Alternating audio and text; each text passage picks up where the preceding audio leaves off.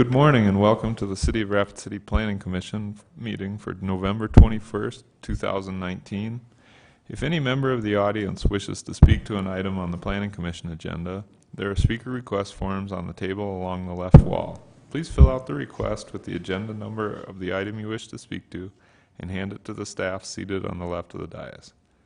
At this time, we would also like to ask that if any member of the audience has a cell phone or other electronic device, that you either turn it off or turn the ringer to silent. If you need to take a call, please step out to the hallway so the meeting is not disrupted. Items 1 through 3 have been placed on the consent calendar today and may be approved as a group. Action will be taken on all consent items in accordance with staff's recommendation by a single vote. Any item may be removed from the consent calendar by any planning commissioner, staff member, or audience member for separate consideration at this time.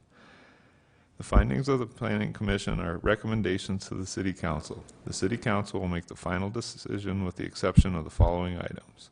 Item 2, 19 PD 043, and Item 3, 19 PD 044.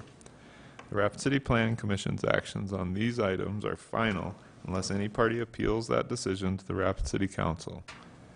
All appeals must be submitted in writing to the Department of Community Development by close of business on the 7th full calendar day following action by the Planning Commission. Are there any items 1 through 3 that staff would like to remove? No. Any items 1 through 3 that any planning commissioner would like to remove?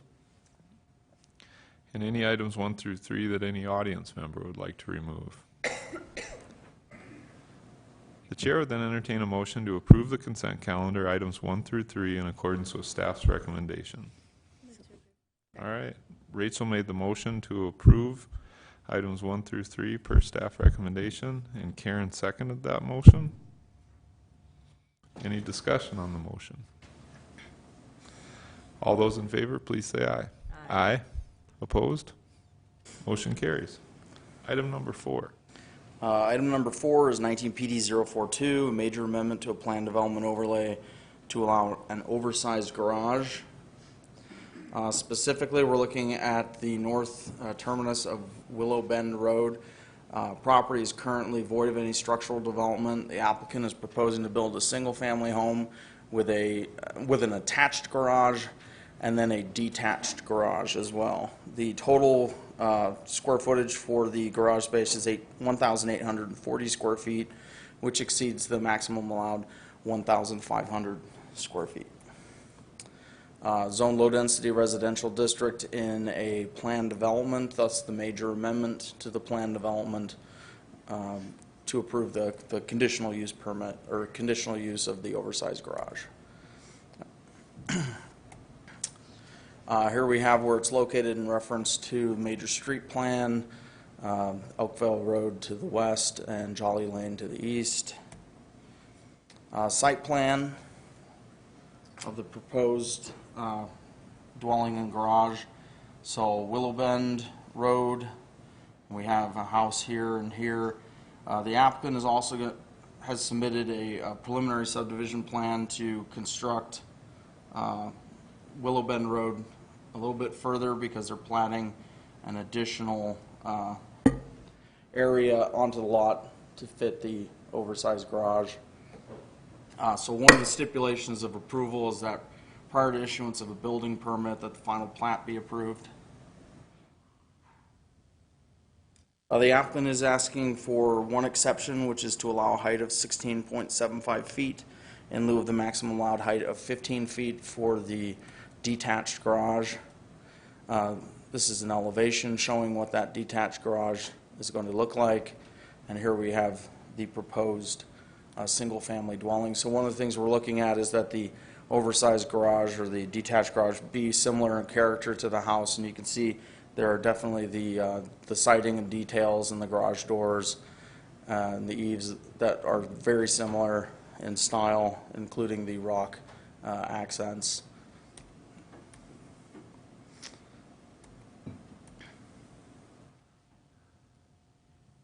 Went out to the site, sign is posted. We've got golf course to the south and the west and the north of the property.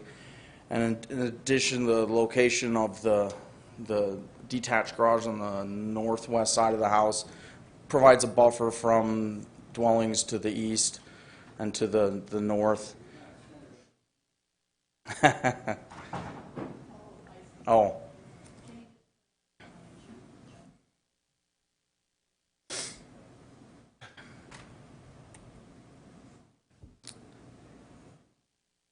So just looking out at the area, there's a lot of vegetation existing, which provides a buffer, as well as the proposed location of the proposed garage. That would be the closest dwelling, which wouldn't be able to see that garage. The height exception is the minimum, or less than a 20% increase in height, and it's they're requesting it because they're required to put RVs or boats or recreational vehicles in. They can't leave them outside, so they need a structure in which to put it in. That's the reason for the request. So with that, staff is recommending approval, and the applicant and their agent are here for any questions. Thanks, Fletcher. Eric Hikus, you know? Fletcher, I think you answered my question, but is this aligned with the covenants of that? Is that the reason for the structure to enclose? Yeah, it's because they're not permitted to leave vehicles outside. Okay.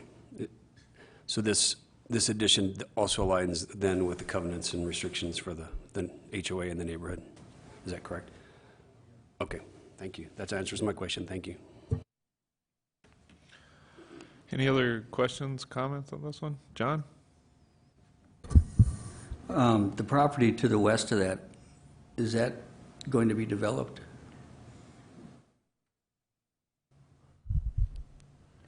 Mr. Chair, so directly to the west is, that is a part of the golf course.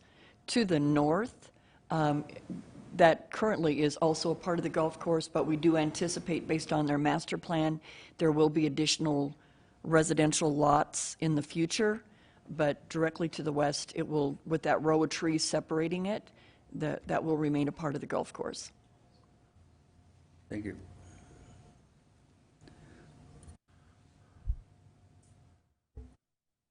Any other questions or comments on this item?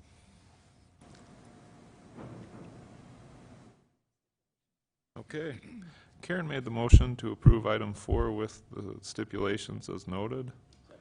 And Eric seconded that motion, sorry. Any discussion on the motion? All those in favor, please say aye. Aye. Opposed? Motion carries. Item number 5.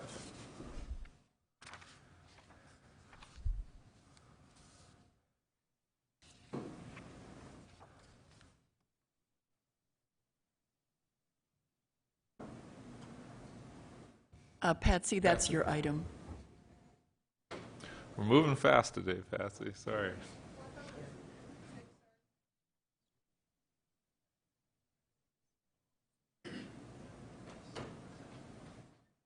Okay.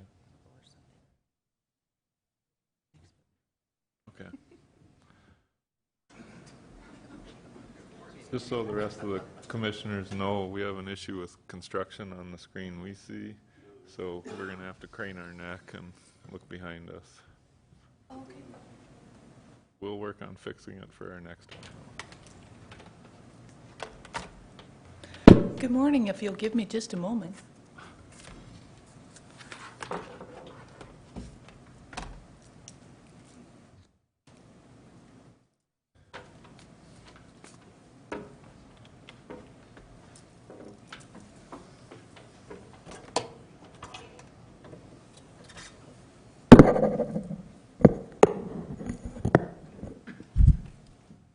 I know we usually stick you at the end of the agenda, so we're kind of moved you up today. Oh. Short agenda.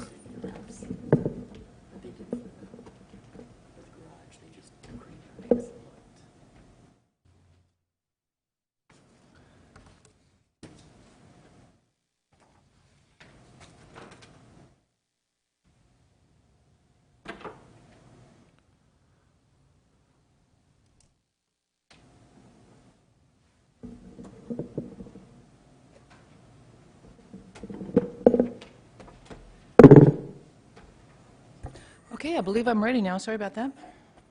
This item is a continuation from your September 26th, 2019 meeting.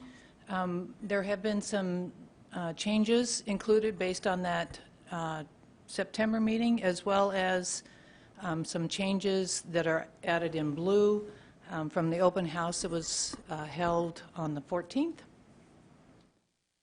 I'm only going to go through the actual changes, so if I go through some of these pages very quickly, don't think anything of it. There's nothing that's on that page. We did add language to address the potential market volatility because we adjusted the interest rate to reflect U.S. prime plus 1%. Before it was the city rate plus 4%, and there was some concern about that. And I'll address how we're going to work with that volatility issue here in just a minute. And then we also added some language to address the regional water towers and reservoirs.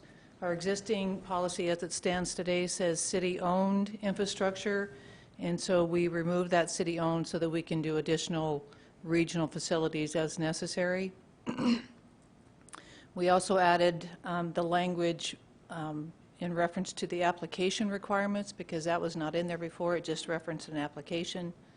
And then we also added language clarifying the city's cost and responsibility for hiring the third-party review because that's a base requirement, but now we've specified it that, you know, we will hire that review and then it's going to be included as an eligible project cost.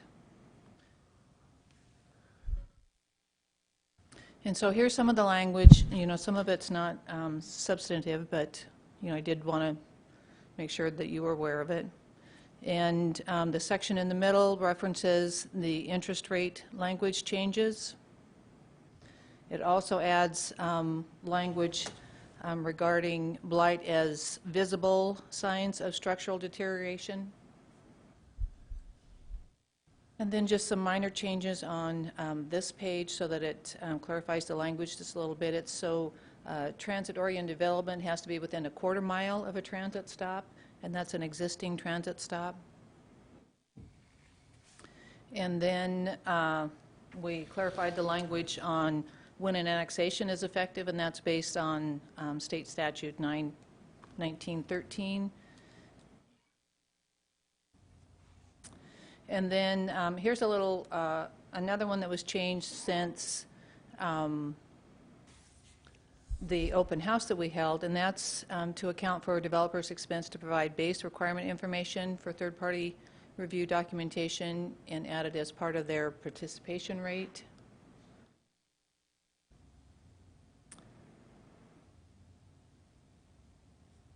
The language regarding the project costs.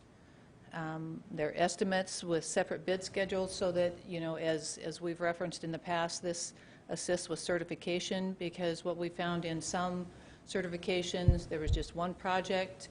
Sometimes the developer identified the color-coded eligible expenses. You know, sometimes they were very organized with different project types, and sometimes they were just all thrown in at once. And so, you know, then we had to try to make a determination on, with Public Works help, you know, which line item really is associated with what kind of a task.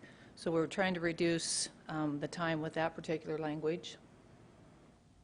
And then we also added some language about on-site detention. You know, that was in there based on the discussions from September. And then that's the change on number 5 about the city-owned regional water towers and reservoirs. And then there's some additional language about when a traffic signal is allowed, and they're allowed, you know, based on the street status from the major street plan, and then also that we have to have the signal apparatus accepted within, before the end of the 5th year, because what we found is we're just buying parts and pieces, and sometimes we can use them. Sometimes by the time that they're, the signal location meets the warrants, the signal apparatus is obsolete, and so it's a waste of taxpayer funds. So we're trying to address that. And then number 18 is really where some of the concern has been raised from the developers is on the interest. And so now we've added language that specifically says additional interest expense may be eligible based on the additional project cost provisions of 11.923 if the market volatility creates a shortage in the original interest expense projection. So what we're trying to do is have them identify an accurate interest rate, and if that changes over the life of the TIF, we can utilize this particular statute. And this is new language based on 2018 legislative action. And I'll just show it to you real quick. Maybe.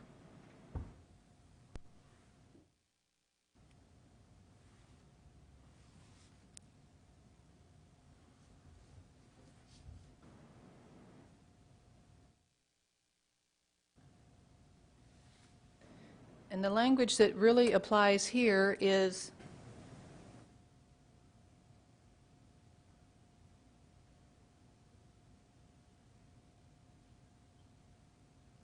the last three lines. So in the past, our concern has been if you add a project cost, if you change, anything that changes the baseline of the original TIF project costs, you have to have the base redetermined.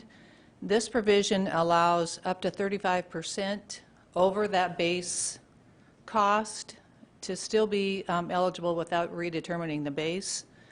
We don't want this language to be used for everything under the sun, so we've restricted it to that particular interest issue. So if there's an interest rate that comes in, we have market change across the country where, similar to 2008, we had interest rates much higher than originally anticipated in those TIFs. We've got the ability to address that particular issue with this statute and the language that we now have in our policy.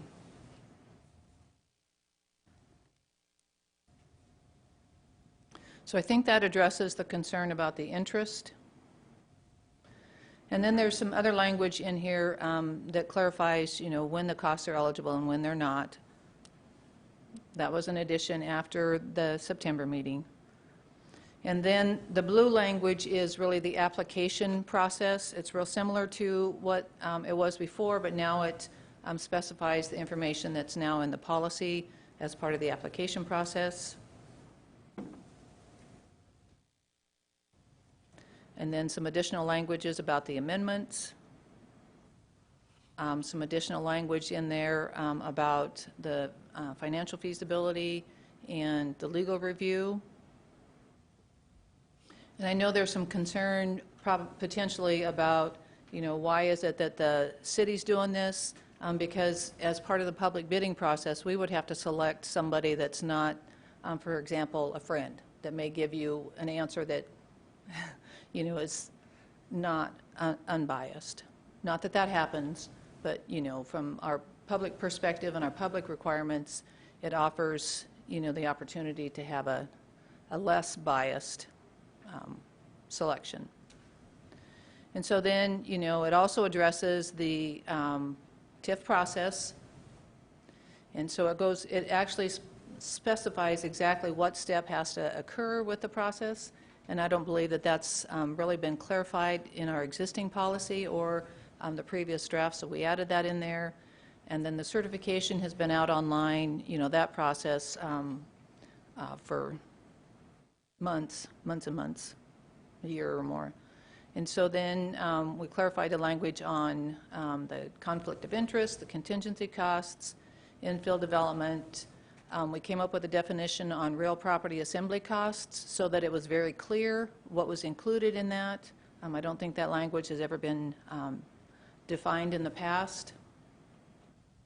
And then the third-party appraisal. And generally, the other thing that we did for the open house is we analyzed our existing TIF policy with the new policy and the provisions, the existing regulations and what the new regulations are.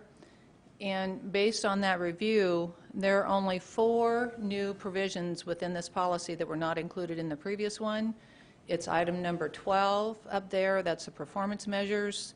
Item 6 and 7, which is the market and legal review, market analysis and legal review, and then the participation rate, you know, at 85, 90%. And so then the other thing that we did is we added a little clarification to the evaluation chart, but we also added the check boxes for the applicant, similar to our existing applications, and whether, you know, they feel that they have submitted that information, and then the area for the staff check boxes, and then each group has to sign that so that it's clear. And then I just have another map of our existing TIF boundaries and why we're trying to, why originally we tried to focus it on, you know, our core area, but that language was removed.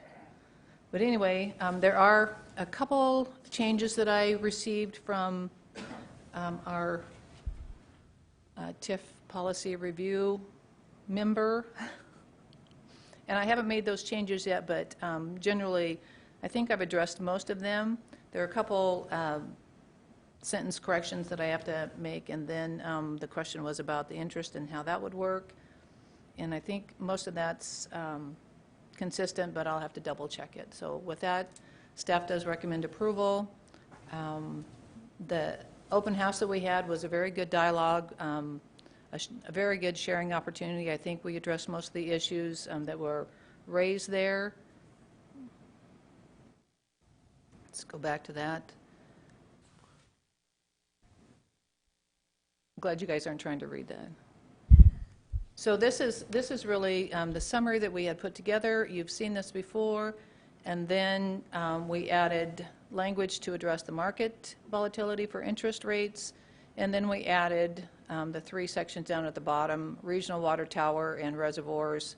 Took out the city-owned, added language regarding the application requirements, and then the cost responsibility for the city to hire third-party review. Any questions? I've got a couple lights up. Eric Hikas. Could we get a look at that market analysis, the language? language of the changes, Sure. please? Thank you, Madry.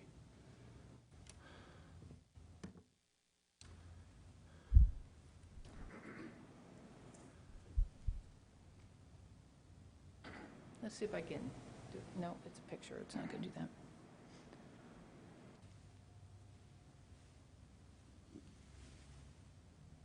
So there's, 23 is third-party reference. That's not what you're talking about? That's great. So I'm just going to sidebar for a second. Okay. This is something that fascinates me. The definition of blight in tax increment, there's kind of 2 roads, and the one is the one that I think of the most, and that's if it's cued or thought of as we're addressing blight and actually you're addressing deferred maintenance, you're on the wrong path. If you're addressing blight in the consideration that it's underutilization of either, you know, structures or land, then you're on the right path. So that always helps me, you know. Just because the paint is peeling, that doesn't necessarily make you a candidate for tax increment money. Correct. If the land isn't reaching its full utilization or compared to its adjoining or surrounding areas, then you're triggering that need. So I'm not saying to make any changes, I'm just using what I recall as the tool. So thank you for answering my question and allowing me to speak. John? I read a phrase, and I don't know where it was, but that the review team is only comprised by staff. I'm sorry, what was that? The review team will be comprised by staff. Correct. So what is the steps, you know, we used to, when they came in and applied, then we had a TIF committee that looked at it, which had people from this board on that committee. Is that gone now? That will be gone. State law requires public hearing before Planning Commission and Council. And what we found is in the existing policy, there were items that required council approval before they could include it in the project plan. So really, the concern was that it was being vetted in the public without the public hearing process followed. And so we're adjusting that. Everybody still gets to review it. The school board gets a chance to review it. The county commission gets a chance to review it. Planning commission, council, all those folks still get a chance to review it. But similar to any other application related to development, it goes through the same general process. I don't like it, but I guess that's the way you're going to do it.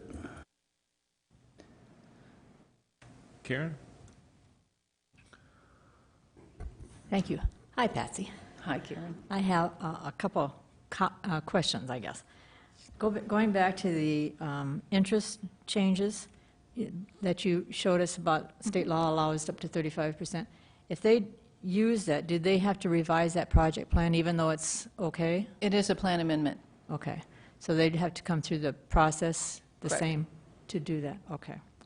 Then on the signals, you talked about the fact that they have to be put in place within 5 years? And accepted, yes. Right. What happens if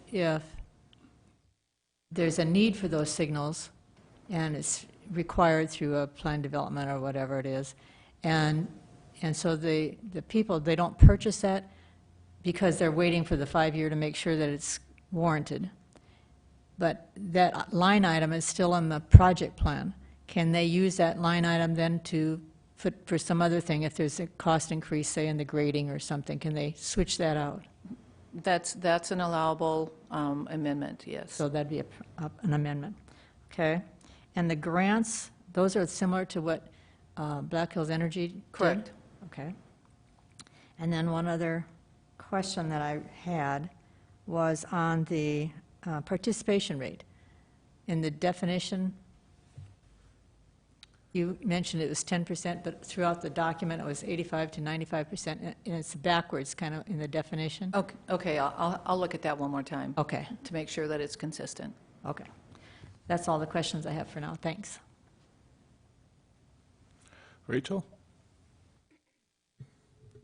Sorry, I have a little bit of a cold. So I have a couple, I don't know, kind of weird questions. I really like this policy change because, you know, I have recently sat on the TIF review committee, and I felt like this is actually a more substantial sort of starting place to go, you know, to staff, and then, you know, you can still appeal to, you know, the planning commission if you don't like the score that you got and things like that, and there's still public processes, so I appreciate that. So one of the questions I have is, you know, on the pro forma, when you look at the project costs, and there was a provision somewhere, you know, saying that you want to check that they're reasonable, and I think that's essential. I was just curious how you guys do that. Do you use city bid tabs, or just kind of look at the costs to see that they're realistic? That's part of the spreadsheet that will go with the application process, is to set that up so that we can make it consistent throughout each application. And then, as necessary, we'll adjust that spreadsheet based on the financial feasibility analysis that we'll have from the first several that come in. Okay. And then there was page 21, you were talking about affordable housing, and this is my favorite thing about this policy, is that, you know, it actually gives more teeth to what you consider affordable housing. But it says affordable housing, and this is kind of truncated, is required to maintain affordable as defined above for the life of the TIF. So let's say, you know, that a developer has a 20-year TIF, and, you know, it's part of the project is single-family housing, and that was part of their affordable housing. So when they sell that housing to an individual family, and then if that family wants to sell it within that period of time, how does that all work out? Well, the state reference, the affordable housing is different for rented facilities versus single-family homeownership. So the language in the state references to affordable housing says that it's the first-time home buyer that has to be within that income limit and pricing limit. Okay, thank you. That answers my questions. Vince? Thank you, Mr. Chair. Got a question. One of the things you mentioned in the presentation when you went to the map, you talked about that we got away from the core community. Can you expand on that a little bit for me? Based on the discussions that Ken had had with, I'm not exactly sure, but he struck that language to make sure that, we still have the flexibility to require that as part of, the application process and the review process, but if it's outside that core area, they can still submit their application, and depending on how, the score lays out, they can still move forward. And the second question I had was regarding the, South Dakota law with the 35% increase. Can you give me a little bit more information on that? What exactly, or could you tell me what you meant by that? Or So that language was included in 2018, and we've never used that as any amendment language that I've seen since it was effective. But in the past, so for example, somebody wants to add a project plan cost, and it's a new item. In the past, that redetermined the base valuation, which means that the increment disappears. The language they added allows up to 35% over that base cost. So for example, the base valuation for a TIF is $1 million. They can submit a plan amendment up to $350,000 and not change that base valuation. So they don't lose the increment. thank you.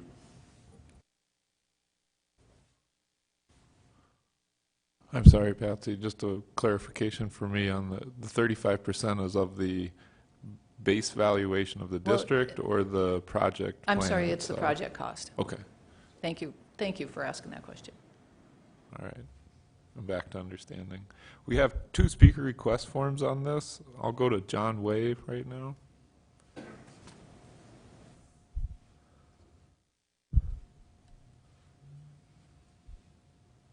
Thank you. My name is John Way. I'm a lender at Bank West, and we do a number of these projects. As you'll recall, I spoke to you on September 26th and had several things that concerned me in that meeting. I want to say publicly I really appreciate Ken and Patsy's efforts to listen to the concerns by developers and bankers, and I thought our meeting was really good here a couple of weeks ago, and I think we got a lot of things covered.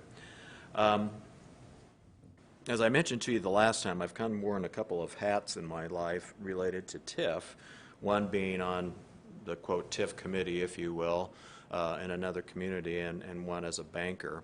I'll let the developers talk about the weeds of what's eligible and what's not. What I want to really talk about is the banker side of this and some concerns I continue to have.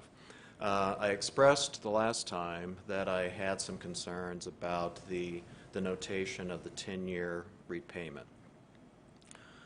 Even though the language has been softened in regard to that, it's still in the document on page 8 as a recommendation or encouragement or whatever. Funny, I mean, I work in a world of policies as well. It's funny how recommendations and encouragements become fact and policy. So I would encourage you to think about that 10-year language. As I said the last time, the good news is lots of TIFs get paid off in 10 years, so that's a good thing, and it happens organically and naturally and has nothing to do with whether it's a part of policy or not. It has to do with whether things go vertical and incremental value is added to the district and all of those sorts of things. It has very little to do with term. So I would encourage you to really reconsider that because when I read it, yeah, it's encouraged. Encouraged might become the policy, might become the standard, and I think I don't think you should do that. Number 2, and we talked about this at the planning or at the meeting a couple of weeks ago, and that is the rate consideration. And this might surprise you because I'm not really concerned about prime plus 1 as being a fair or not fair rate. I think it's fine. What concerns me is some clarity on when we're talking about. Are we talking about a fixed rate based upon prime when the project was initiated? Are we talking about a variable rate that changes every single time prime changes? You know, from 2007, 2008 to 2016, prime never changed a single time. So no big deal, no harm, no foul. That's an easy calculation for city staff and for us and for the developer. In the last 3 years, it's changed 7 times. So I just think there needs to be clarity on what we're talking about here. Again, I have no issue at all with prime plus 1. That's a fair rate, but are we talking about a variable rate that we're going to change every single time prime changes? I think it should really be more clearly defined. The other thing that kind of concerns me about that, and I reread this again last night, and I don't see it in here except as it relates to project costs. Interest rates is one of interest expense is one of those project costs. The limitation of prime plus 1 when it comes to project costs, and here's why I'm going with this. When I read project plans, typically what developers have been doing, and all the TIFs that we do, and we do a lot of them in our bank, they typically use what is statutorily allowed, which is 9%. I mean, I don't think we've had a 9%, never have had a 9% deal. But what that allows for is some flexibility in terms of timing and in terms of when things actually happen, in terms of improvements, in terms of certification, which I'll talk about here in a second. If I read this literally, I would say that if somebody comes in with a 9% projection, in today's world, prime is 4.75, so the maximum allowable rate is 5.75%. That, what, 3.25% of that interest allocation would not be allowed in the projections just by this very document. So I think there needs to be some clarity in that as well, because I would continue to encourage and allow for the use of the 9% statutory rate. Again, 9 times out of 10, 100 times out of 10, it never happens that way, but it allows some flexibility and timing of when things happen and so forth. And let me talk a little bit more about that, because what's at issue with how we do TIFs in Rapid City is we do more what I would call regional tax increment financing, okay, where you take a very large area and you're anticipating that a whole bunch of things are going to happen. And typically it's by a whole bunch of different people, okay? Let's talk about housing as an example. Housing is typically driven by builders and developers, but also by individuals. So to make some kind of projection on how housing is going to develop is really quite difficult. I mean, we'd like, in my business, we'd like to have some kind of projection of absorption and how fast lots will get sold and all those kinds of things. But guess what? We have really no control over any of that. You got to have people that are willing to build houses. You got to have people that are willing to buy houses, and all of those things are out of your control and mine. So it's really, really hard to make those projections when you're talking about small pieces of increment to the district. Conversely, if you're talking about more of a commercial sort of an arrangement, let's talk about TIF 70, which is Kent's deal. I mean, understand, a big piece of that increment that just happened was Black Hills Energy. It's kind of nice to lean on a $70 million building, and the incremental value that increases and adds to the district all at once. That's a whole bunch of houses. If you're trying to pay for public improvements with $300,000 houses, it takes a lot of houses to make up for and equal a Black Hills Energy thing. So my point is, the way we do it here is really broad-based and really is based upon a lot of moving parts. If you want to get, what I would call really more site-specific, tax increment financing, which maybe is what you want to do, I don't know. And frankly, when we did it in Nebraska, and I sat on the TIF committee, and we did those things, it was very specific. You know, we had a Budweiser distributor that wanted to build a brand-new building, and we needed to bring public infrastructure to that.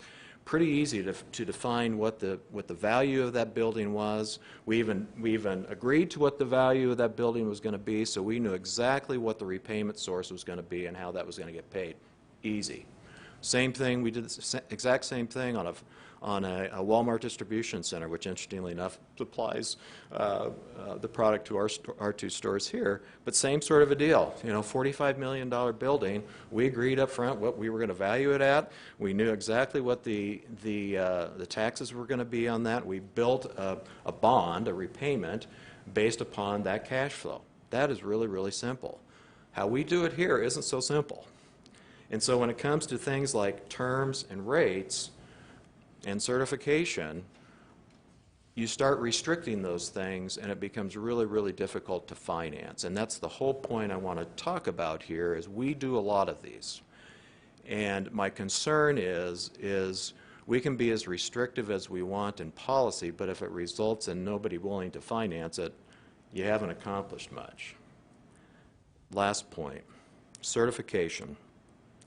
Close to Patsy's heart and my discussion with her, and we talk about this a lot, and I'm not going to say anything that I haven't said to her before. We talked about certification in our meeting. I think there's some ways to enhance the certification process and speed it up.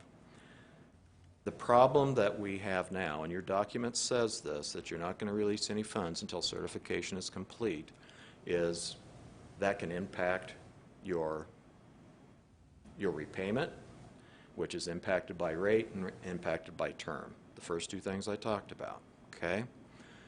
I think we need to put some more teeth into this document, and we talked about this in the meeting, more teeth in this document about the certification process. Lots of detail about process of approval and all those sorts of things, but kind of vague a little bit on the certification. And here's what I would suggest that you do. And again, this is not new information. We talked about this in the meeting, and candidly, I thought this was going to be done. And that is a certification as you go. These are construction projects, and how construction projects are managed at a bank level is we get a draw request from our borrower who wants to pay for these improvements that have been completed. They have an invoice, they give us all these invoices, we look through those invoices and say, yep, fine with that. We sign off on the draw request, they sign off on the draw request, we hand it to the title company, and the title company disperses the money, pays all of the subs, so everybody gets paid and no big deal, right? All I would suggest is you add the city to that function, which allows for, Patsy's going to respond to this, which allows for the city really to look as you go on what's being done. Does it fit in the plan? Does it match the expenses that were in the plan? And okay, we're all right with that, that matches it. And so really, when you get to the end of the deal, all you have to do is go out and look at the deal and say, yep, the improvements are done, they meet our standards, we've already certified all this work because we saw the invoices through the construction period, and we certify it and it gets done. Today, that's not the way it's happening, and certification is taking a long time to happen for lots and lots of reasons, and it's not.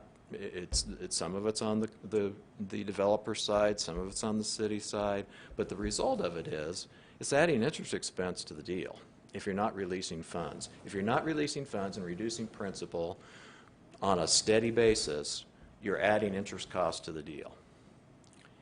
And that causes a problem if you're talking about a 10-year term, and it causes a problem if you're talking about a rate that you really don't know what it's going to be. So those three things, I think, really need to be addressed here. The 10-year term deal, my recommendation is I wouldn't even have it in there. Number two is the rate. I think it just needs clarity. Again, I have no problem with prime. It just needs to be, when are we talking about exactly? And thirdly, some more definition on how we go through the certification process.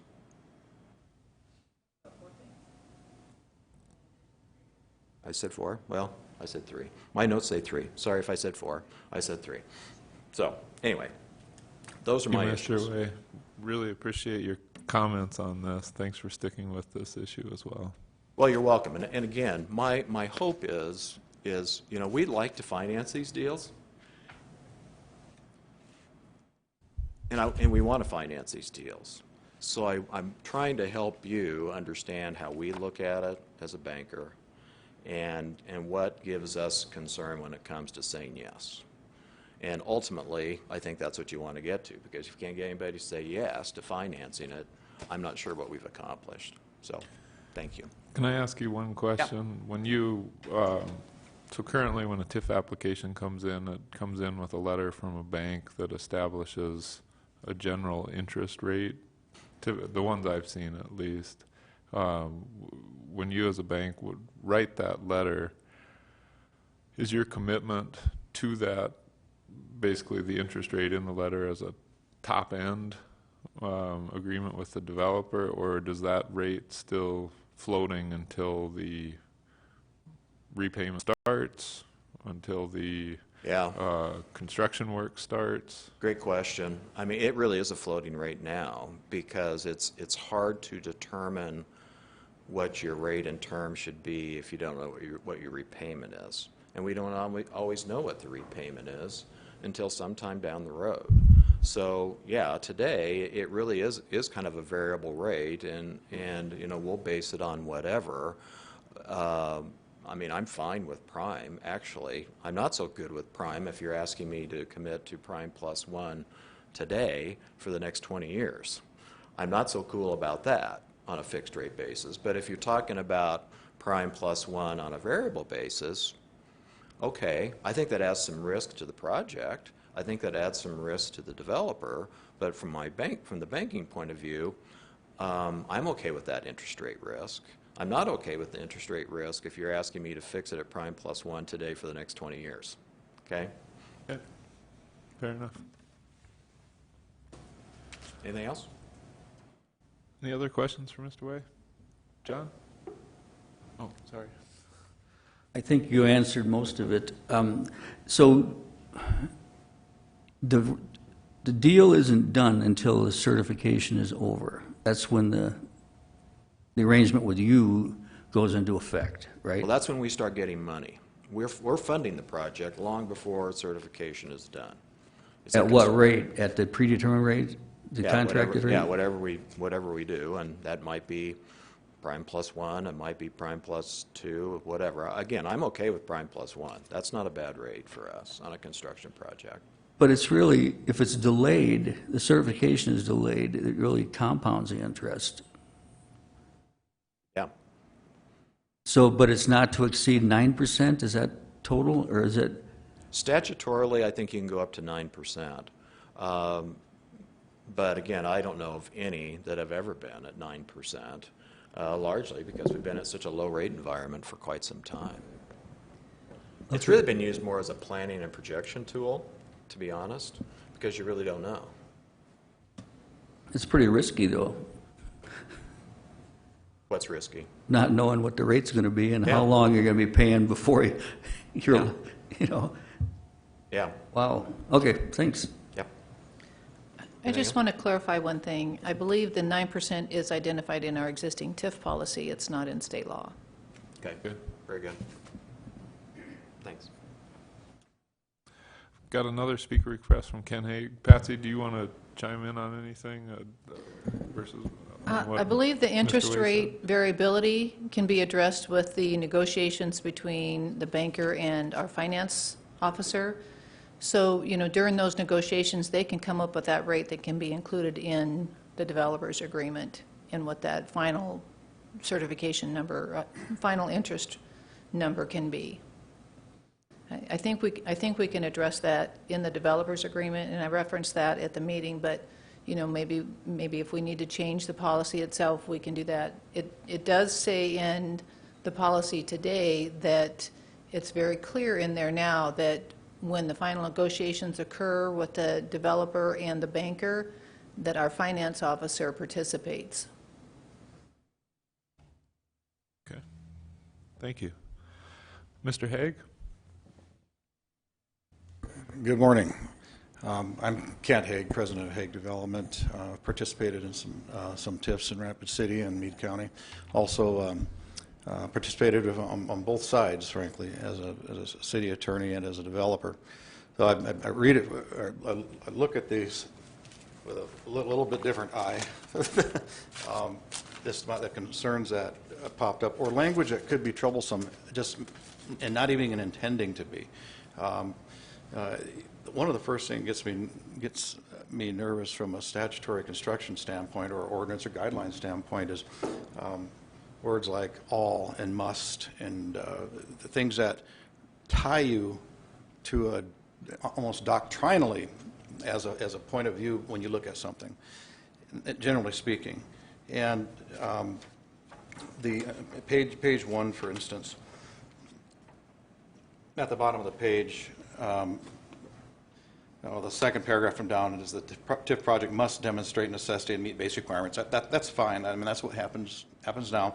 But then you got to ask, well, what are requirements and what is the definition of necessity? That's where it becomes troubling in certain areas.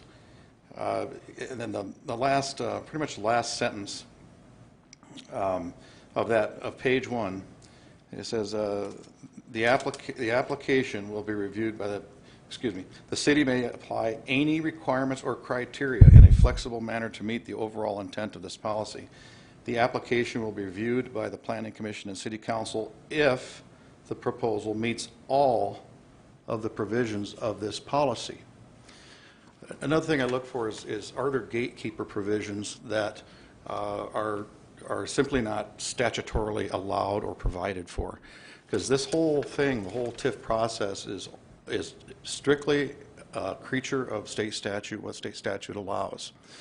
My ongoing concern with this is that because, and it's acknowledged in here, because TIFs are one of, and I would submit, the most powerful economic development tool communities have, that when you add the number of restrictions and special conditions and point systems and things like that and review criteria, you get to a point where now as a municipality you've effectively reduced your ability to have that flexibility that state statute purposely provides you. One of the things that Patsy pointed out was the 35% increase in cost of the project can be allowed without changing your base. That's a good thing. The base is what the increment growth is based upon. But in the past, when you had a change in a project because of whatever reason, maybe it's a governmental requirement like this infamous stoplight on Highway 16 and Moon Meadows Drive. That's a beautiful stoplight. It's outmoded already. But things like that create that additional cost, going from $250,000 to $475,000, whatever it was. Those types of things when they come in. Number one, if you have to take those to an amendment to have them approved, when you're in the construction process, the developer hat goes on. When you're in the construction process, you have to submit and take time to submit the amendment for essentially is what is an organic or field change order. Yes, it says you need a stoplight. Well, by the time DOT got done with it, the stoplight was almost doubled in cost. So those types of things, and if I'm a developer or banker, and I say, wait, time out, you're telling me you're going to have this additional cost, but there's no guarantee that that's going to be approved unless you get an amendment for it. Well, then it goes through the amendment process, and meanwhile, the brakes go on the project. It's the same thing. There's example after example in a construction situation where it's just not feasible to stop something for the amendment process. And I don't know if it's intended or even meant or to be that cumbersome, but to me that's what it says. Also, an important restriction or an example of a restriction that's needlessly put on this policy is that this 35% growth or increase in project cost can be absorbed without moving that base up. But okay, the first thing we're ready to do, with all due respect, is, well, the city of Rapid City is only going to say that's only going to apply to interest rate, period. even though state statute says it can apply to anything. Why would you limit yourself as a governing body? Makes no sense. Why would you limit yourself as a governing body, a policy that restricts your ability to have discretion under state law? There's a reason these state laws become more and more dynamic, and you could use the word permissive, you could use the word logical, you could use common sense. But over years, since 1978, when there were bare bones, there have been so many different changes that have allowed economic development for communities that desperately need it, and we're one of them. Yeah, we're going great guns. This place is dynamite. And there are times where it wasn't so dynamite, we were chugging along. But one thing I'll say is developers like us, there's no way we could have put a $4 million infrastructure project out there on Highway 16, extended Stewart 1 mile, put in an arterial road. No way we could have done that relying only on the sale of our parcels out there. It wouldn't have ever penciled. I would find it very difficult to be able to apply for TIF 70, given the many restrictions that this would place on the criteria. I don't know that TIF 70 would even, as it was proposed and as it's implemented and as it's being successful, I don't think that would have ever come to pass. It would have never gotten out of committee. Therefore, it would be dead on arrival. Unless we do many, many things that create these major restrictions. Another thing on this is that anywhere in a TIF district, if anything's inside a TIF district, if it has any residential, anywhere in the TIF district, which there's a lot of areas a TIF district includes, but actual improvements never really get there. You know, they're sort of like regionally, yeah, okay. But what it requires is that then 30% of those housing lots or those apartments must be affordable, as I read this. Okay, well, that's great. We're all in favor of affordable housing. But the Meadows is an upscale luxury complex out on Moon Meadows Drive. And that's what it is. And it's there at that location for a reason. I'm all about affordable housing. We need to do more for it. This is not the way to do it. This is a deal killer because one thing John Way pointed out earlier is how do you pay these things off overall? One comment he made to me that he didn't bring up is that when you have affordable housing, that's been one of the biggest challenges, is that it's hard to pay a TIF back when these parcels that you're creating are required to be affordable. That puts an immediate red flare up to the banks because the taxation on them is so low. This thing doesn't get paid off unless the taxes go up, property taxes, and that's how these things get paid off. So that's simply unworkable to require that, or at least it would be under many, many situations that I've seen. Red Rocks is another good example. That water system under a TIF would have never happened if Red Rocks had to be 30% affordable housing. Never would have happened. And Red Rocks paid off way, way early, like most of these do. But and I should say, the amount of property taxes from before to after completion is unbelievable. I don't want to misstate it, so I'm not going to state it, but I know it was well over $100 million, well over $100 million annually in property taxes. Well over. Hanny could give you a chapter and verse of exactly how much that is if he's here. And that's a good example of several others. The blight situation that Mr. Hikas brought up for the definition of it, again, this is a good example of under state statute. The definition of blight was originally pretty narrow because it was like, okay, it's a high crime, it's bad buildings, it's all the things we initially think of as blight. But the impediment or an area of town that is an impediment to growth, a grassy field, it's a great little hay field, but by God, to get utilities to the other side of that would be prohibitive. Well, that's what this is for. That's why over years the definition of blight has become much, much more liberalized, much more permissive to give local, and here's where local government is where it's at. It gives, the state statute over the years has become more and more empowering to local governments. And to throw this many restrictions on it many of which I think have great intention, but would absolutely kill the TIF process. And that's one of them. Another one says restrictive covenants may be put on at the discretion of the city, essentially. Well, now you're talking a PUD. Okay, well, if I wanted to be a PUD, I'd apply for a PUD, and sometimes I do, because it works into the business model. And I guess that's really my biggest concern, is that this has so many facets to it, that even if it's quote-unquote discretionary guidelines, no, this is your thoughts that have become your words. This is your words that have become your habits. This is your habits that define your destiny type thing. Policy does become, because I've heard it many times and from many different bodies, well, if we don't have guidelines, if we're not going to follow them, why even have them? That's exactly where we're heading with this. Because as a 25 years in the future, or however long, as a staff member, I'm going to say, well, it didn't meet, items 6, 7, 72 this of the guidelines. And so therefore we're recommending, we've kept it in committee. Well, okay, I can appeal because it didn't make committee. If it, as I recall, Patsy, if it doesn't have the amount of points, that can be appealed because that's a grading, kind of one of the, not entirely, but one of the grading, ways of grading a TIF.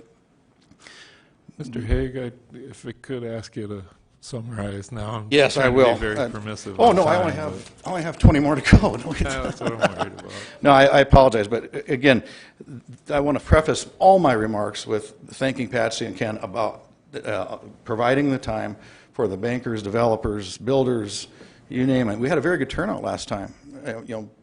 People are really busy, but we had a really good turnout last time, and some of the things are addressed. They didn't get addressed to I think what we were intending. And I've been asked by a number of folks that were at that meeting, and a few that even weren't at the meeting, to voice their concerns when I came here today. So again, I think we're making progress. It's slow progress. There's not enough changes. I can't imagine a city wanting to do this. I don't mean this in a mean-spirited way. I don't mean this in a negative way, but that's my thoughts. So I'd ask that you just table it or deny it or whatever you think you got to do we keep going back to this drawing board, because this is a big deal. This is your #1 economic development tool. So, thank you. Thank you, Mr. Haig. John, do you still have I've got you up. I appreciate everything they say, and I've been involved in TIFs and development too. And after looking at everything in here, I think we should go a little slower on getting this passed and make sure we do it right and take into account all the comments and suggestions we hear. And I don't know why we'd be in a rush to get it done. That's it. Thanks, John. Vince? Thank you, Mr. Chair. I appreciate both of your inputs, and thank you so much for clarifying many of your thoughts. I do have a question about the lending, in the sense that I heard all of the things that may prevent a loan to take place, as the 10-year limit, the prime lending rate, and so forth. But what can a banker do to expedite these projects?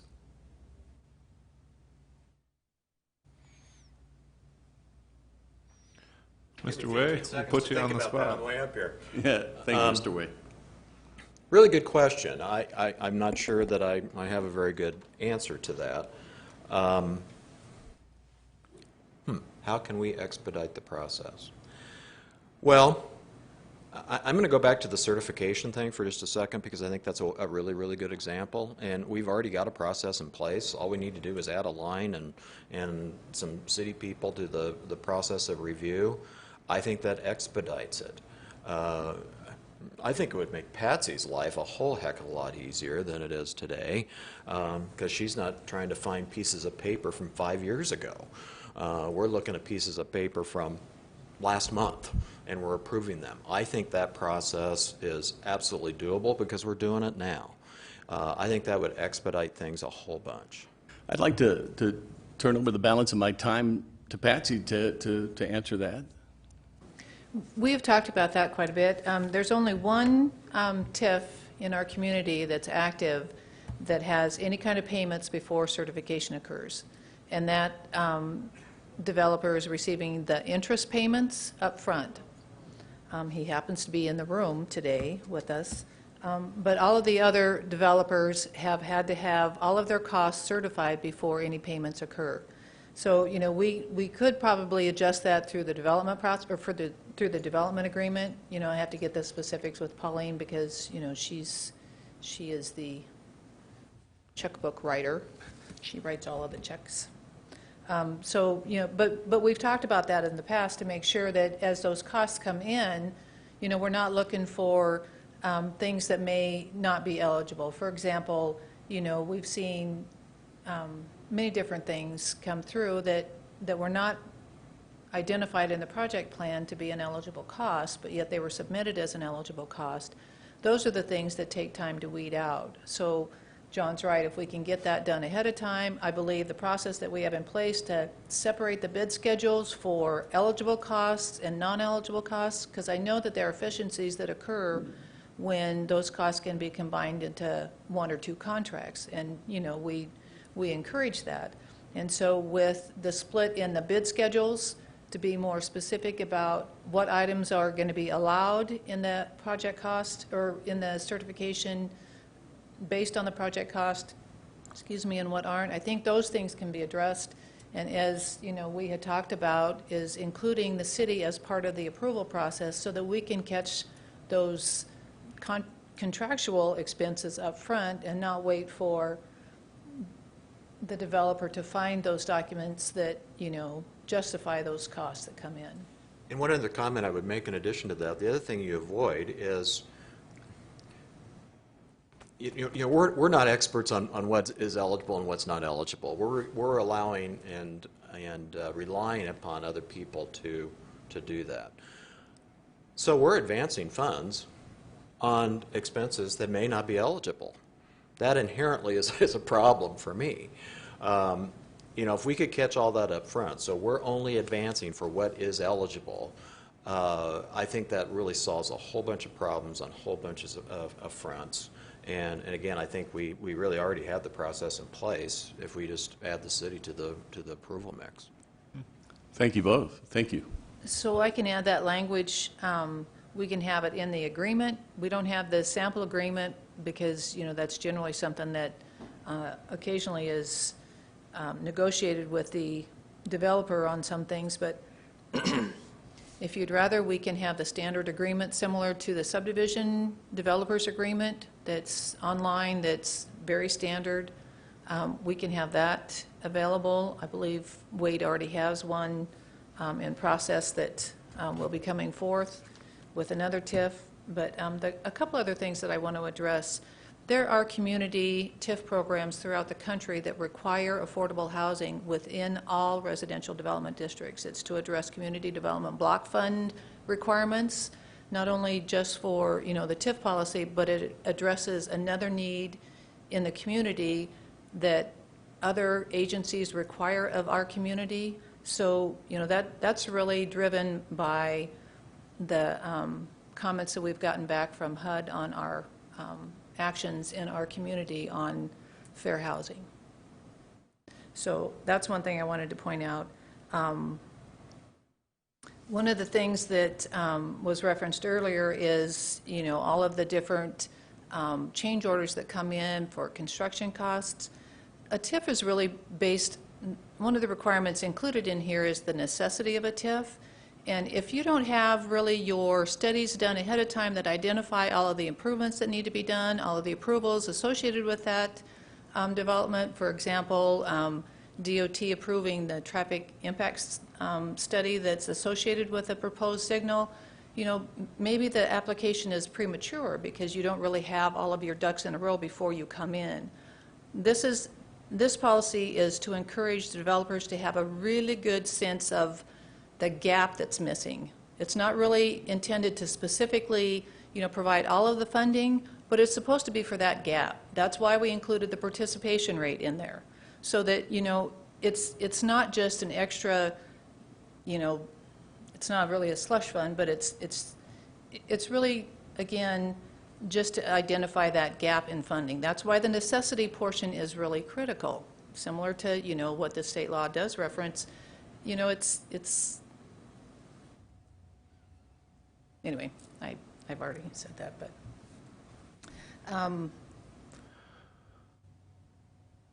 I think that those were really the only comments that I wanted to say back on the provisions. But I know that we can take out that first sentence or that first page where it says all provisions. We can just reference the provisions in there.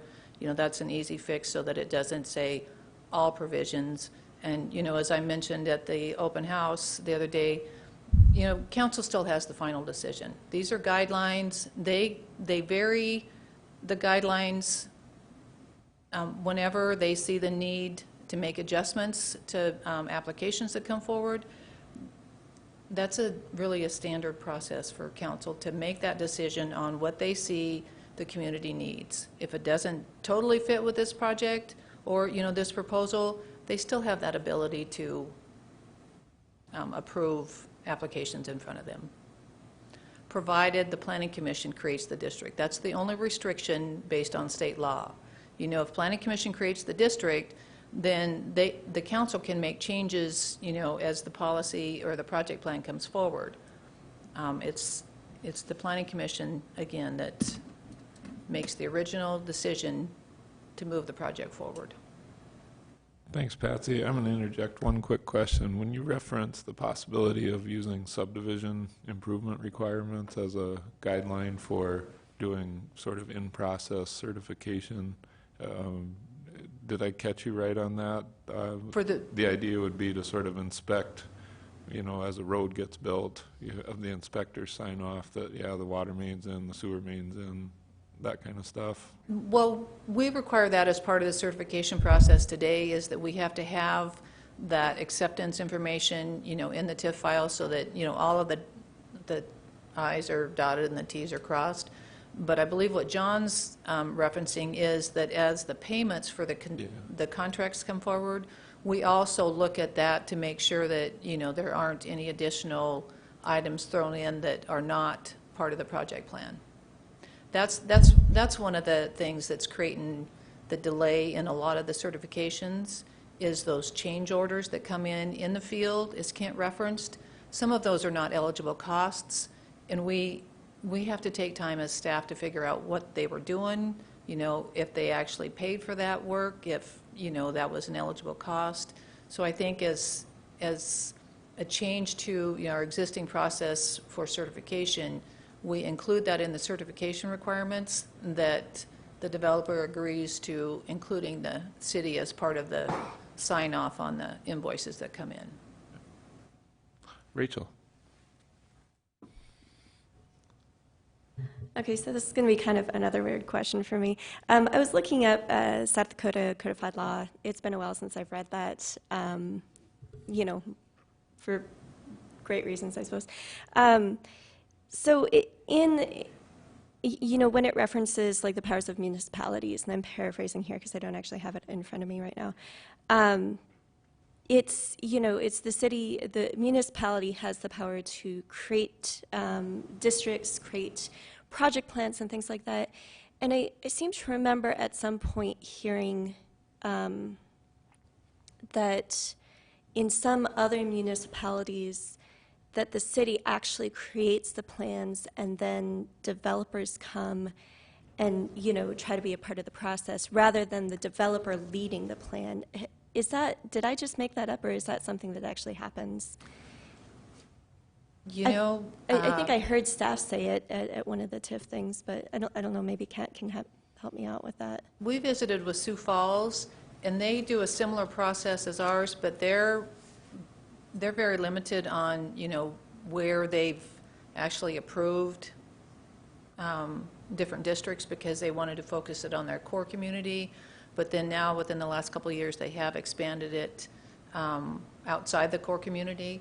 But they're very strict on their participation rates, and even some of the expenses that come in, sometimes they don't even approve those. So it's a little different in Sioux Falls. I know that Aberdeen generally does all housing TIF districts, and we didn't really talk to any others, but I know Box Elder really just focuses on what state law does. Their policy is very, I believe, similar to what state law allows. But municipalities have the ability to focus and, adjust their provisions based on what they see the community needs to happen. So, the municipalities do have the power to restrict allowable costs from state law. Okay, I really appreciate that, because I was just trying to get a sense of perspective on how restrictive our proposed policy is compared to maybe other places in South Dakota. So thank you, that answers my question. Okay. Karen?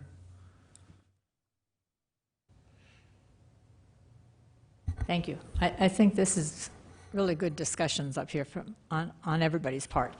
And I'd like to see that this goes forward, but I also like to see some of the changes that we've discussed, if we can do that.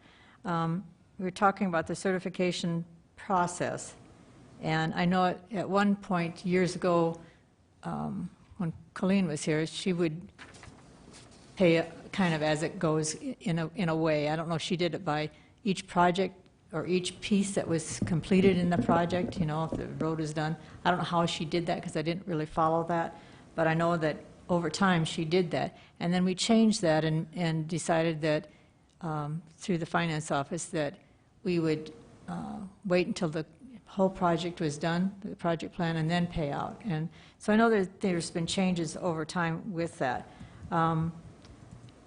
I like the idea that if there's a way that we can include the bankers and the city and the developers all agreeing that they would sign off on certain things, I think that would help the certification process. I don't know how that would work for staff time, but if that's a possibility, is that something that we can change in this policy, or is it something that has to go through the agreement, developers agreement? You mentioned that too, Patsy. There is a provision in the policy, and I've not heard anybody reference it, but it's been in there probably for a couple years. It specifically says that construction projects are managed by the city, which means it's just like a capital improvements program. It goes through the same public bidding process. The public works staff manages it. They pay the construction bills for those public infrastructure projects. And that's really how, with a construction project, that process is going to work, based on, similar to any other capital improvements project.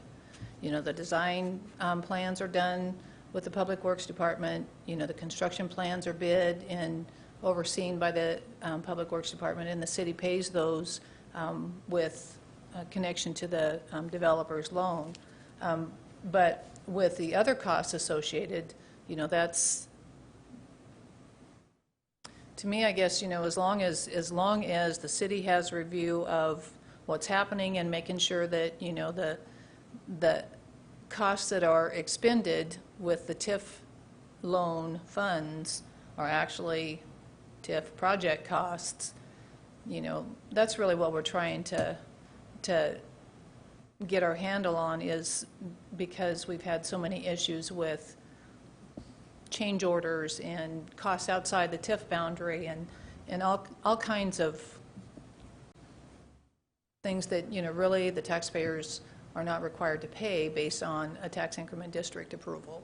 So we've tried to address that with the policy. If we need to work on the agreement so that everybody has the agreement ahead of time, we can do that. If you want to see the changes that, based on today's discussion before you approve it, we can do that as well. The certification process has been out online for a couple years now. We haven't made any changes to that, so, I haven't linked it because there have been no changes. Okay, so what you're saying is that we can probably do that whether we decide we need to see it first, or allow you to make that changes before it goes to City Council. Is that what I'm hearing? Correct. Correct. If you want me to make the changes based on today, look at the 10-year timeline, maybe loosen up that language so that it's not required but encouraged. I believe that's what the language says, but, I can make that adjustment. I can take out the provision on the first page that says all, so that it just references the provisions in the policy, not all, and then address with the with the developer's agreement that, Pauline's included in there, that the city signs off on all TIF-eligible expenses. If not, they're not eligible. We can include that language in the certification document as well as the agreement. Okay, And you guys don't generally see the agreement anyway. right, okay. Let me ask a question about the 10-year preferred time. That's something that we're encouraging. Is there a point, I was trying to find it in the point system. There's some place that says if you have it more than 10 years, there's something there, and I So can't the point remember. system is, there's a little note in the evaluation chart that says, you need 12 points. You need to score 12 points to have it extend beyond 10 years. Okay, that's the, That's out of 28 points. yeah, okay. Several of the districts that we looked at that have occurred the last couple years had no issue with hitting more than 12 points. Okay. Yeah, 10 years is short. generally the max. About most of them do, but there are some that are quite large, or And like a some housing need project 25 years, that take longer, yeah, so, okay. even though that's not allowed. Not more than what? Some, my comment was, some TIFs need 25 years. True, that's probably true. Let me think, there's something else. The district, the planning commission, if for instance, somebody came up and wanted to do a Red Rocks again, and that's without having any affordable housing projects in there.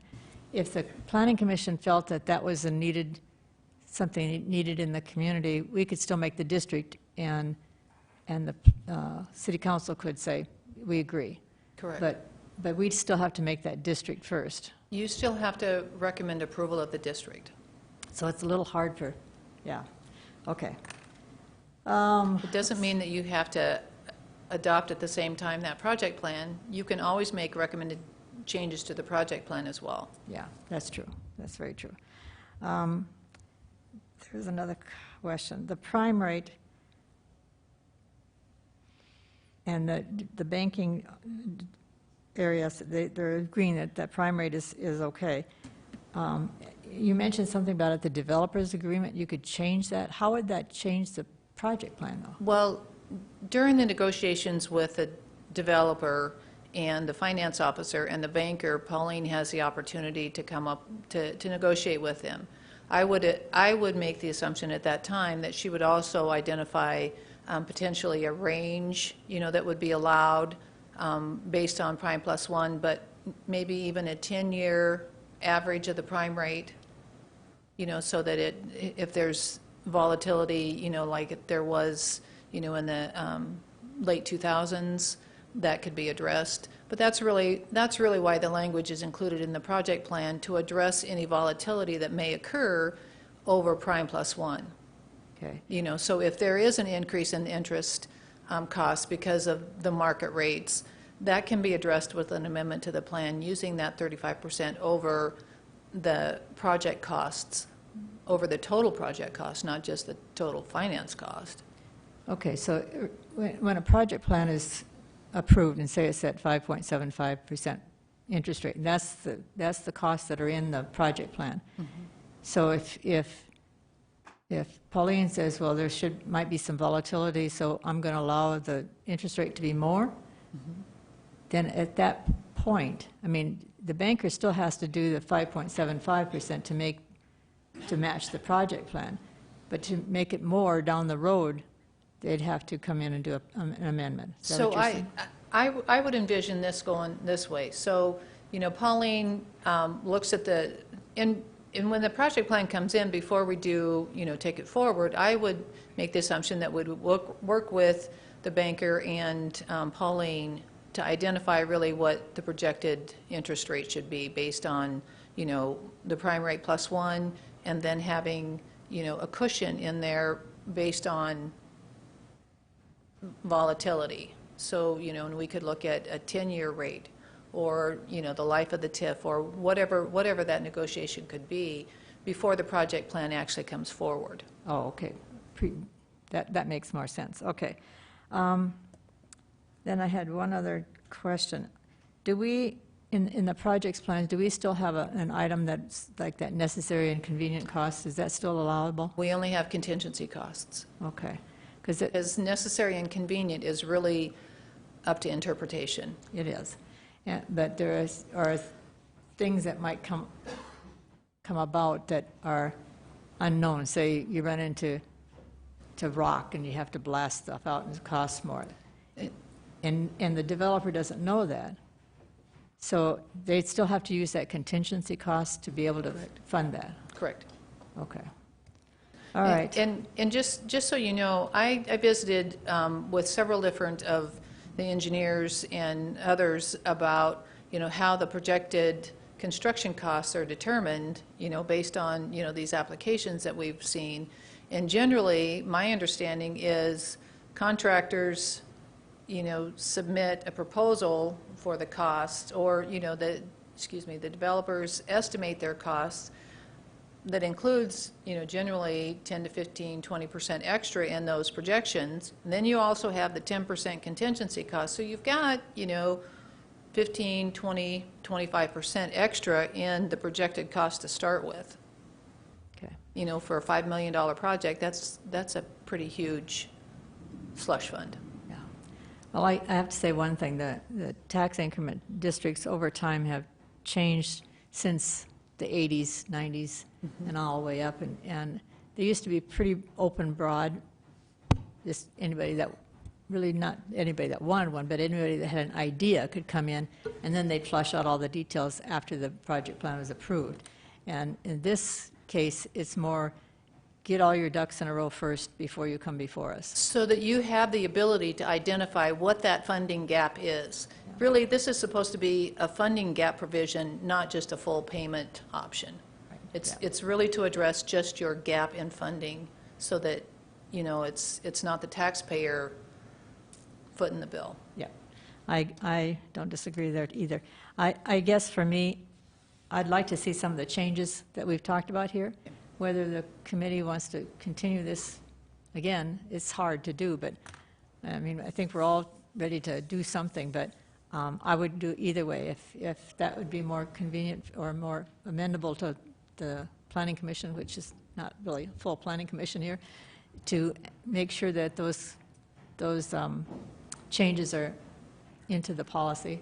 That's up to the Planning Commission, I guess. But either way, I appreciate all the comments that have been made, and I think we're going in the right direction. So, thank you.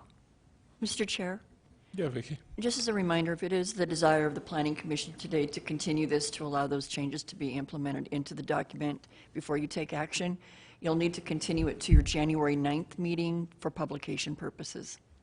Okay. Eric Hikas. Thank you, Mr. Chair. So I wouldn't forgive myself if I didn't make this comment about, I think it's important, in lieu of the comments Mr. Hague made, to keep the affordability aspect to this policy. I think there's ways that we can creatively develop where there are those offsets, so that the money-making parts of these elements can offset those affordable aspects. I think continuing to do a mixture of housing types that are integrated and interwoven into all areas of the community are the intent, and I think it's really important that we continue to keep that in our minds about the way we comprehensively develop, that there is aspects that remain affordable in each one of these areas. So keep that brief. Thank you. John. I would like to hear the rest of Mr. Hague's comments since we have time.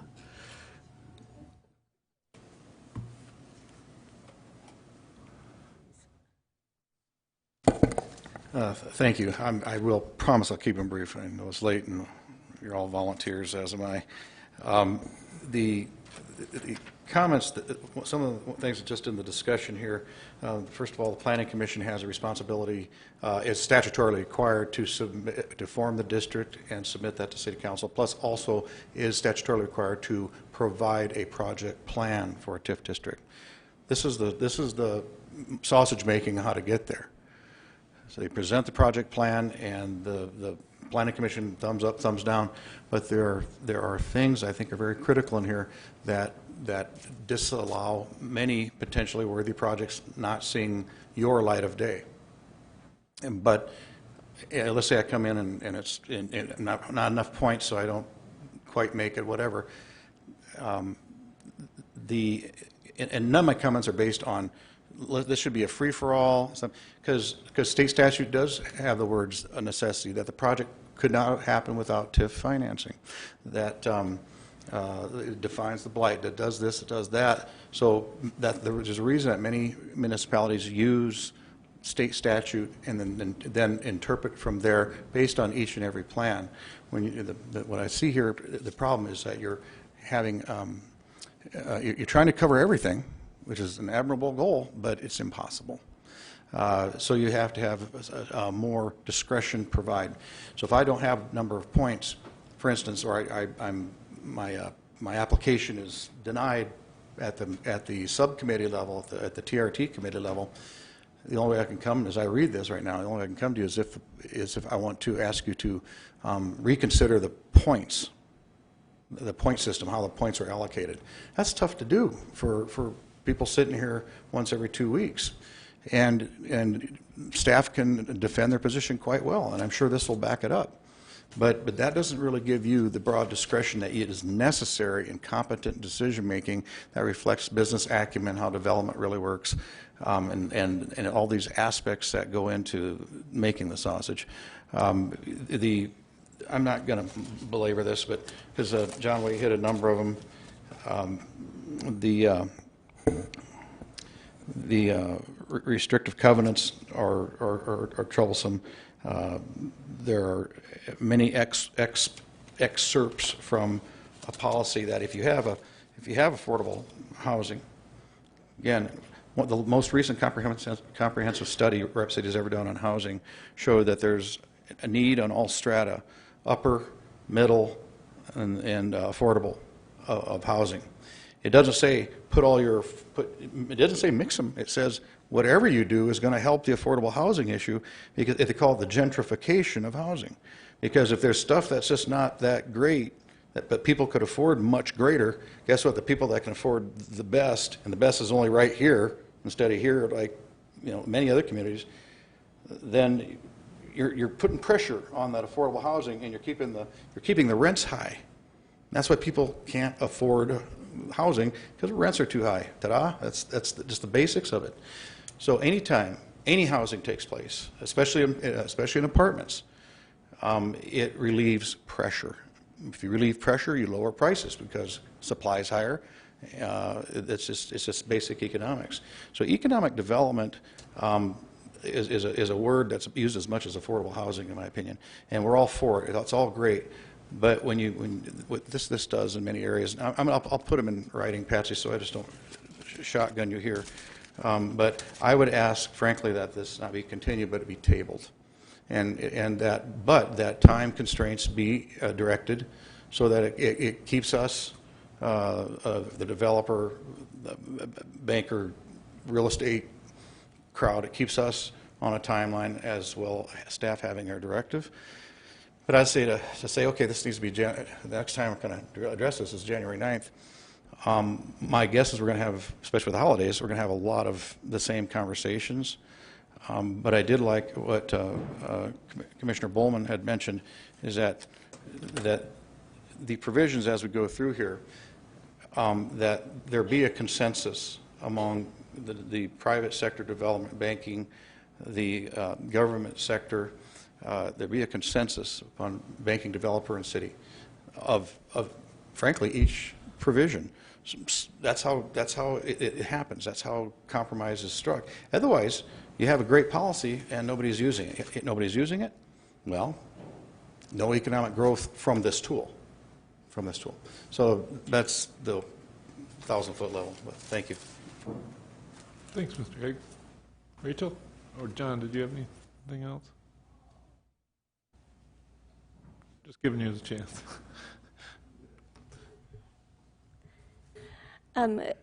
Mr. Haig had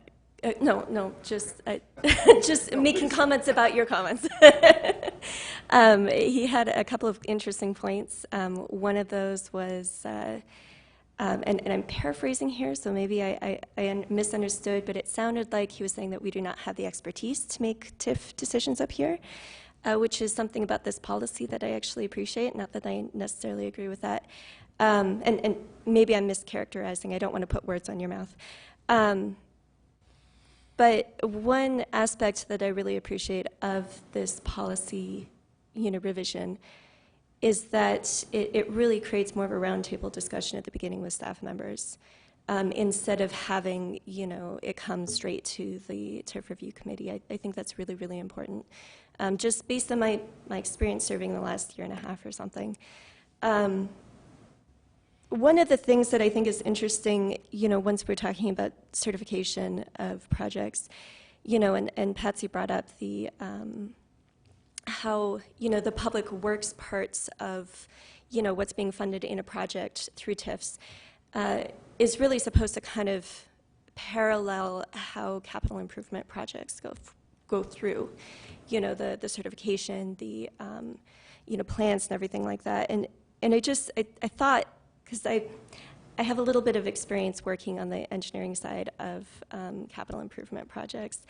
And it's interesting to me because there's an open bid process for, anything that's constructed, like say you want to put in a water line or a sewer or something.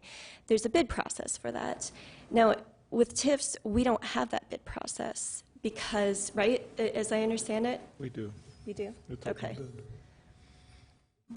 Eric's right. They do have to follow the public bidding process. Okay, I appreciate that because I was concerned, it just kind of brought up the idea that with a contingency cost, which you want contingencies in any construction project, that, if there's no open bid process, there's no kind of encouragement to have a lower bid, than, to try to tighten it all up.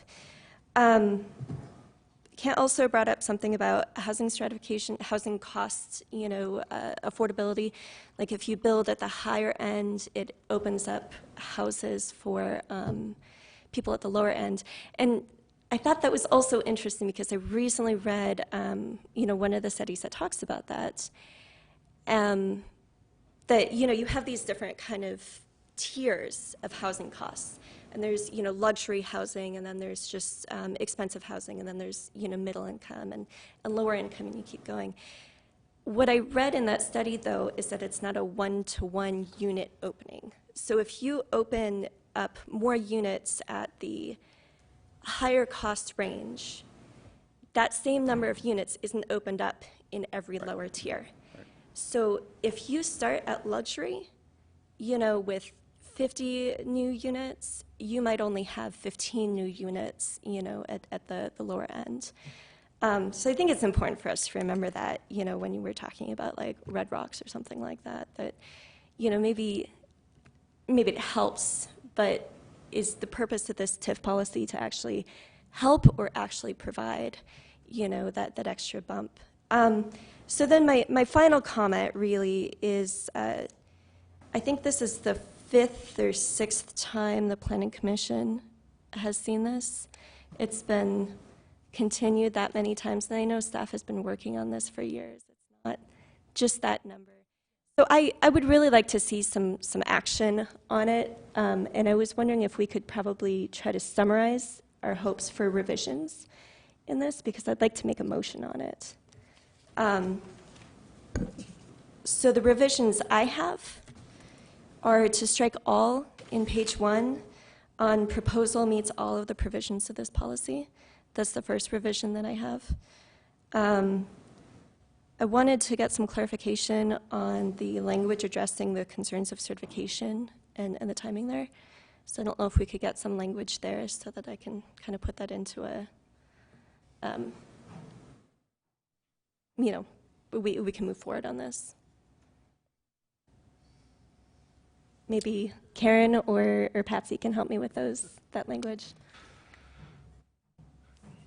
Karen, we'll start with you. Okay. So basically, are you saying you want to continue this, or you want this done before, so we can make a motion to go forward? I'd like to make a motion, but I'd like to make a motion that actually includes the revisions that were suggested. Okay. That was my thought. I mean, it's up to everybody if they want to. Okay. I get the sense that everybody wants to move forward and take this to City Council. So, and Patsy, you can also help me with that. But the certification process, so that you and the bankers and the city, the bankers, and the developers all agree, whether that goes through the developers agreement or where it goes. We need to fix that, I think. You mentioned some other things, Patsy. I'm trying to think here. Clarify the language on the negotiation for the prime plus one interest rate Right. cap and how that works with the banker and Pauline. Yeah, that definitely I want to see. I'm not, well, I won't say anything about the preferred tenure. I'm not a big fan of the point system to start with, so that's hanging me up a little bit. But I think in the past we've had policies before. We've had changes in policies. Policies can be changed too. So I don't want to see this dropped, because I think we need to move forward with what we've got today is not necessarily working to the best for the developers and the city, because it takes so long to get things through the process once it's been approved. And I think that clarification from a policy standpoint and a certification standpoint is important for both parties to really work for. Can anybody else think of anything else that we're missing?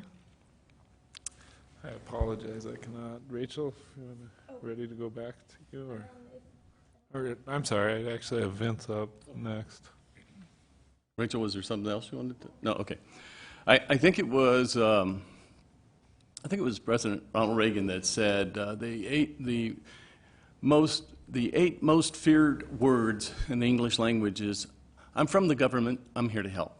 So I understand, Mr. Hague. I get your point. I get it clearly. On the other hand, as we've pointed out, this project wasn't thought of yesterday.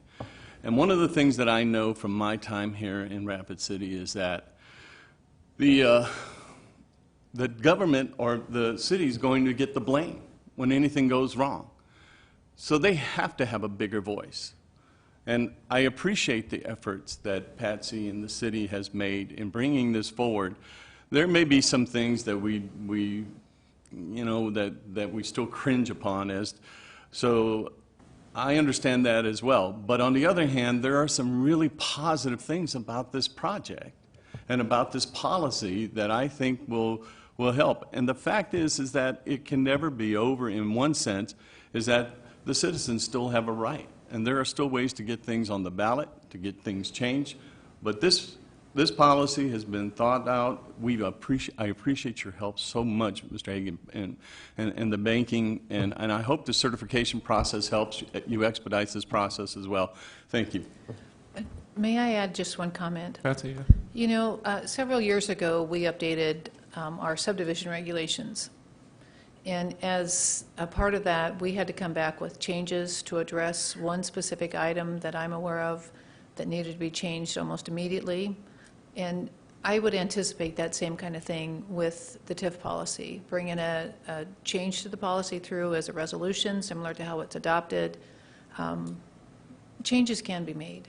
You know, if we see issues with, the way things are moving forward or not moving forward from, the developers or bankers' perspective, we can make changes to the resolution and the policy itself. So Thank you. this is not a concrete project. All right, back to Eric Heikes. I'll be brief. I'm ready to vote on this. I'm going to bolster energy toward what Rachel commented on. If we can get to a few notes here that need to be done, let's do that. Also, I'm going to echo Patsy's comment. It's a living document, so we can change it. So I think what's been done so far is great. So that's where I'm at. John? You know, I'm not comfortable with voting on these things when we don't have it in writing in front of us, because we're going to pass it through to the council with a recommendation of something we really don't have in front of us. Everybody has it in their mind, what they think the changes are, but we don't see it. So I don't support it at all. I say we move it to January 9th. Is that a motion, or? The two motion, or motion, we don't have a There is no motion on the That's my floor. motion on the floor. I'll second it just to see where we all are. Okay. John made the motion to continue this item to January 9th to allow the comments today to be reflected in the document before us.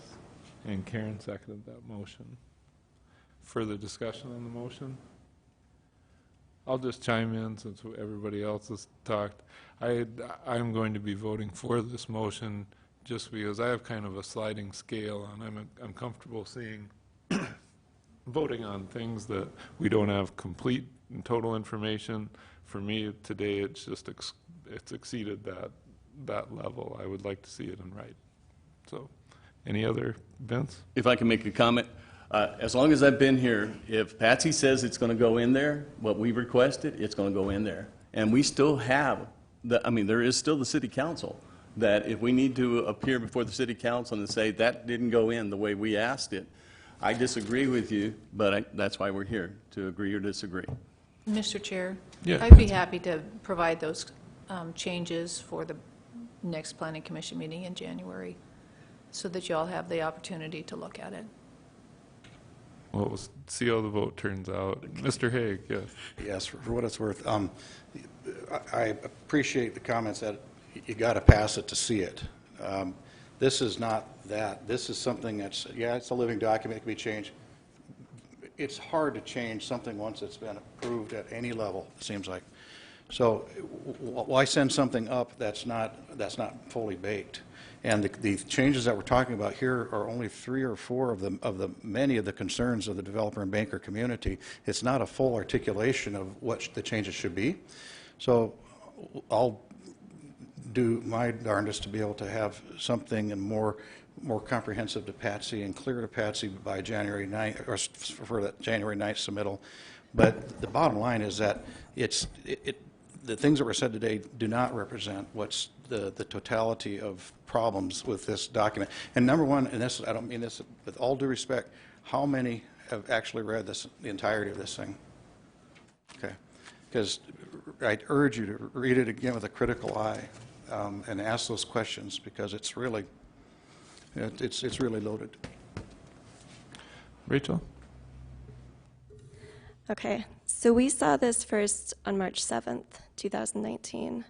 It was then continued to April 4th, continued to May 23rd, continued to September 26th, continued to October 24th, continued to November 21st.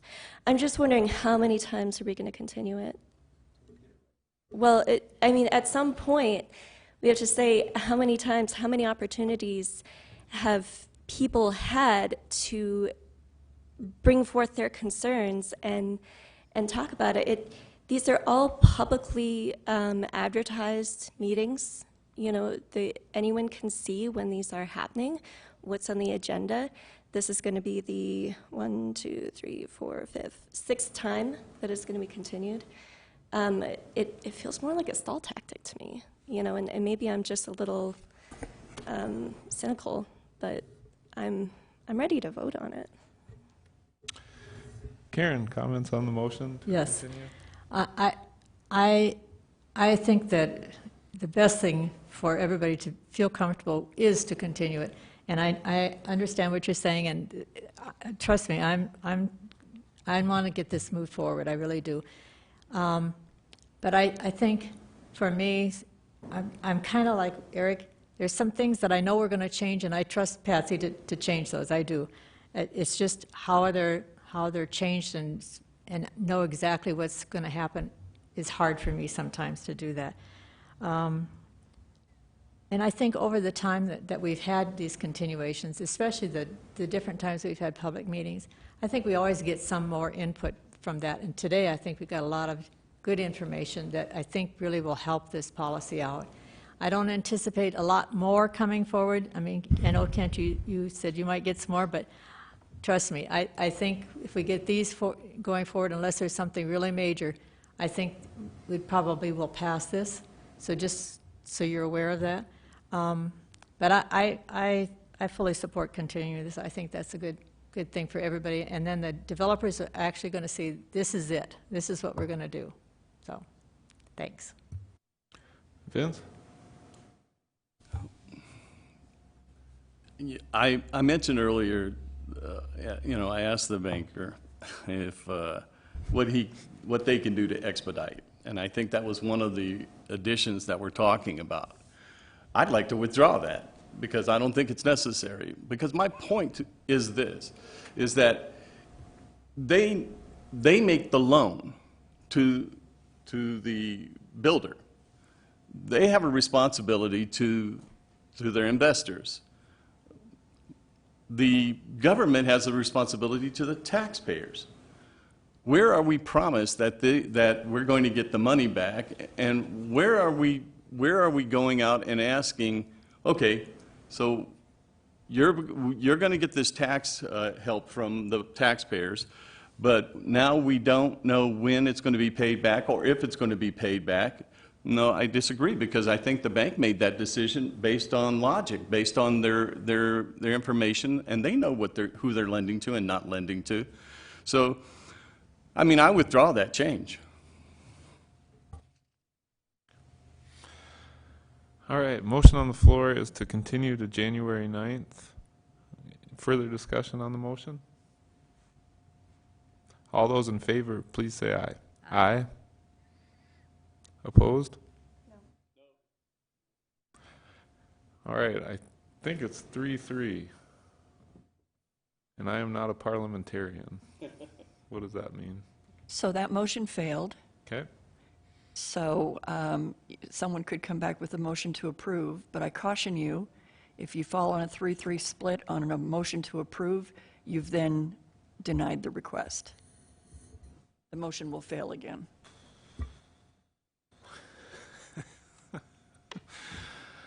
All right.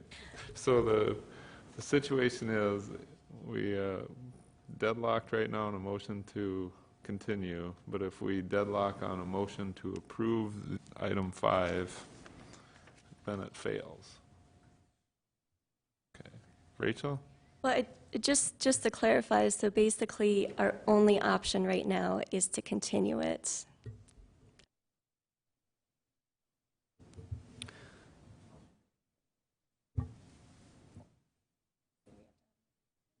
Well, we need another motion, one way or the other. Can't have the same motion. What's that? Eric?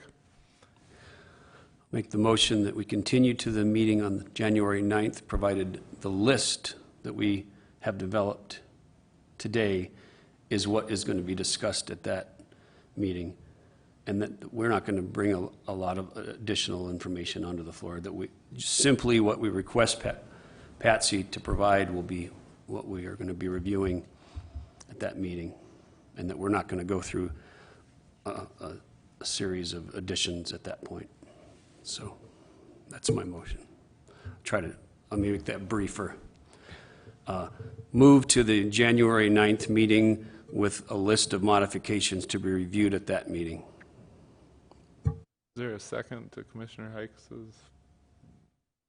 motion? John seconds that motion. Rachel, discussion on the motion. Yeah, just a clarification, I suppose. I'm in favor of the motion since it seems like what we can do. So the list, Eric, that you're looking at, and this is a question, even though it's going to sound like a statement, just to make sure that I'm understanding what you're looking for. We're going to strike all on page 1, and the proposal meets all of the provisions of this policy. Is that one of them? Yes. Okay, and The then- list is what we just were discussing, so. Okay, yeah. and then there's a lot of discussion, and I'd just like to know what I'm voting on. And then the certification process meets consensus among the TIF review team, developers, and financiers, I think was one of them. And then clarification on language regarding timing of the, when prime is defined. Am I missing anything? There's also discussion of possibly certifying as we go, or adding some sort of process to certify items during the like as we go instead of once at the end. Karen? And I think also some of the technical clarifications that I gave to Patsy and the participation rate, those kinds of things will be included in there. And if I can add, I know I'm jumping out of line here. If I can add one more thing, not to the motion, but I think this gives the developer community the opportunity to know that what we're going to vote on in January, and anything beyond that they come up with, they're going to take to the city council. So it's clear in everybody's mind that we will have a vote on January 9th. So I'm just going to interject. Things keep taking longer than I imagined. We have 3 minutes left before 9 o'clock. Sounds great. Rachel made the motion to extend past 9. Karen seconded that motion. If everybody's willing, please say aye. Aye. Opposed? All right. John. I'm sorry. First, motion maker in the second. We identified a list. Are we good with what's been said so far on that list? I'm not the gatekeeper of the list, but yes. Okay. John. I think we should, at the next meeting, since we're missing 4 people, we should not limit what we speak about. If we're going to end this thing on the 9th, they should allow to have input too. And I think Patsy should consider any new additions or corrections or ideas that anybody contributes to her before, and then compiles that, because the development community might come up with something, you know, let's look at it, let's see it clean and the way we should accept it. Thank you. Mr. Chair, can I make a specific request to Kent that the information be provided before the day before the meeting so that we can address those issues? I know that he's got several tabbed, and I would like that written documentation submitted. We've had 6 opportunities since May, March to have that submitted information sent in, and it's not been done yet. If we could encourage Mr. Hague to provide that sooner rather than later, that would be an extremely helpful tool to get this process complete. Mr. Hague, it would be helpful. It's nice to receive written documentation of the comments that the public brings on this item and any other one. We get it tabbed to the agenda item. Very helpful. Yes, and I thank you for that. And the 2 times that we've had meaningful developer, banker, builder input were the 2 times that Patsy had made that invite, or Patsy and Ken had made that invite specifically to that community. Those are very effective. That's only happened twice, though, except for the very first time when we were shown it for the very first time over a year ago. And then, again, I'm all about deadlines. I agree with Autumn. I was the one that was put the term paper off to the last damn day. So yes, I get it. But, and I apologize for putting any kind of position, Patsy. But I do appreciate those specific heads up to the group so we can have some meaningful input. People are extremely busy. The only way the first 2 times, well, this 3rd time, the first 2 times I was here, I only knew it was on the radar. My bad, because I didn't look at the publication apparently, was when a planning commission member said, hey, you might want to come and check this thing out and, you know, provide some comment tomorrow. That was on 2 different occasions. So, yes, we're all busy, but I'll do my darndest. You have my pledge on that. And I appreciate the opportunity, but I think it's a big mistake to limit, as Mr. Vidal is saying, to limit only to a certain number. Anytime you limit conversation, you're limiting dialogue, you're limiting ideas, you're limiting dynamics. Bad idea. Thanks, Ken. I'll just throw myself under the bus here. I would have a hard time, as John mentioned, not allowing the folks that aren't here today to provide comments over and above what is on, what we've been discussing needs to be changed today. And similarly, if someone else showed up from the public, same deal. I don't think I could say, you know what, we're not talking about that today. What's on the agenda on the 9th, if we pass this motion, will be what we're seeing today. So I guess what I will offer is that for those folks that have had a chance to speak on this, I'll probably put in place some sort of time limits on speaking, 3 minutes, whatever the city council does, just as a means to focus any further discussion. But I guess I just wanted to warn the motion maker in second that I might not be able to enforce a strict policing of that. I'm sorry, Vince is up next. Okay. With the current motion on the floor, I want to get back to the fact that I do want the certification amended, and so I am in favor of that. I'm not in favor of limiting any discussion. We live in America. God bless us, because we have a freedom of speech. We could speak when we want to who we want to. We can't yell fire in a crowded theater. The problem that I want to be able to avoid, if I can, and that is, and this is why I'm in favor of the motion, to go ahead and limit what we're doing, because what if someone comes forward and brings up another issue and maybe we don't all agree with it, or does that make it any more valid that they got to say that? I think the process wasn't created yesterday. This process was created years ago. I know, like I said, I've heard the disgruntlement of every time anybody wants to mention the word TIF or TID, the people that I run with or talk to, they go over the top. They're upset. And again, they don't blame the bank. They don't blame the developer. They're blaming City Hall. They're blaming the folks that manage our city on a day-to-day basis, and they do that. They are following it, and they are making sure that we all get included in this process. So yes, the current motion on the floor, I understand it may sound like we're limiting, but I disagree, because we have been at this for a while, and there's no restriction for all of the folks that are on the commission to be here today. If I wasn't here, I would expect this to go forward and not wait for me to come back from sick or whatever in order to vote on this. It's just the luck of the draw. That's why we have as many on the commission as we do. Thanks for your time. I appreciate being able to say this. Karen? Okay, I want to apologize for the comment I made earlier, because that was not my intent to stifle comments. It was sort of an off-the-cuff remark on my part that said, we're so tired of hearing this over and over, and I want it to be done, and I want it to move forward.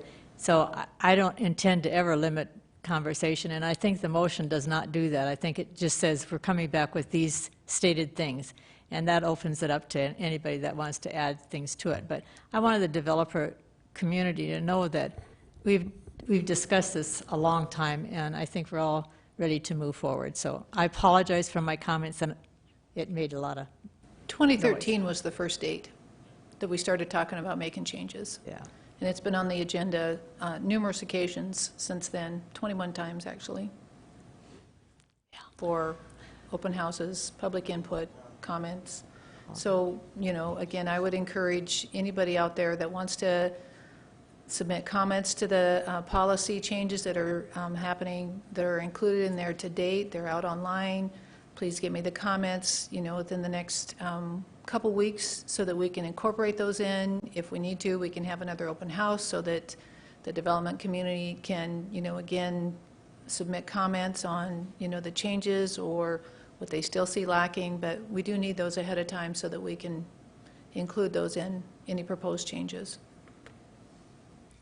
Wade, I've got a light up from you. I just wanted to weigh in on limiting the topic of discussion, and you're required by statute to have public comment on your agenda, and you're prohibited by the First Amendment from limiting what they can talk about. You can limit the amount of time they talk, but not the subject matter. And the other thing, as far as Planning Commission members, you can limit discussion, but it would take more or less a 2/3 vote by the commission to cut off debate. So, I mean, that's a parliamentary thing. So I just wanted to weigh in on that, just so everybody was aware of that. Thank you, and please feel free to weigh in on any other parliamentary issues that I'm lacking in. Rachel. This is a question for our city attorney. I really appreciate that clarification because, you know, those of us who aren't attorneys up here, which I think is all of us, you know, could really use some guidance sometimes.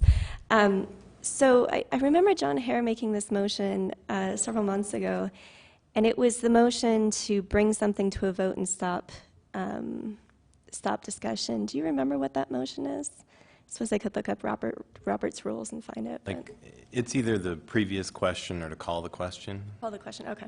Yeah. Okay, thank you.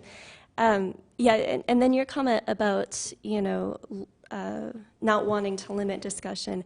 I remember making that one last time about this very issue. I just really want to belabor the point that we've discussed this to death, and I hope that anybody comes forth. It's interesting, I haven't seen any other developers come forth about this, but maybe they're out there too. But that's all. Okay, motion on the floor is to continue to January 9th and to focus our discussion on January 9th as possible to the items that we noted. Any further discussion on that motion? I would say we're trying to focus it, but as noted, we cannot limit public comment, or unless by 2/3 vote, we cannot limit planning commissioners' comment. And I think that 2/3 vote applies to any item, any day, if we decide to try to limit our own comments. As the motion maker, I'll be willing to amend my motion accordingly. Okay. Yep. Second? Rachel, that was you? Oh, I was Really? first. You were the second? Man, you guys might want to replace me. I'm not doing great today. Okay. Motion maker and the second agree to that. All those in favor, please say aye. Aye. Opposed? Motion carries. That was items 5 and 6, right? Right. Okay. Do we have any other items today? Mr. Chair, we just Yeah. want to remind the Planning Commission that there is only one more meeting left this year, and that is the December 5th Planning Commission meeting. And as you can see today, we were tight on quorum. We just barely made it. And we appreciate the commitment, and we're going to thank you in advance for ensuring that we have quorum next meeting, because if we don't have a second meeting in December, and that would put all items to January 9th, and that would be a great disservice. So thank you so much. And then lastly, just happy Thanksgiving and safe travels if you're traveling. Thank you much. I already notified Andrea and Rachel that I won't be here next meeting, and I'm very disappointed that we couldn't continue the TIF till that day. Just kidding.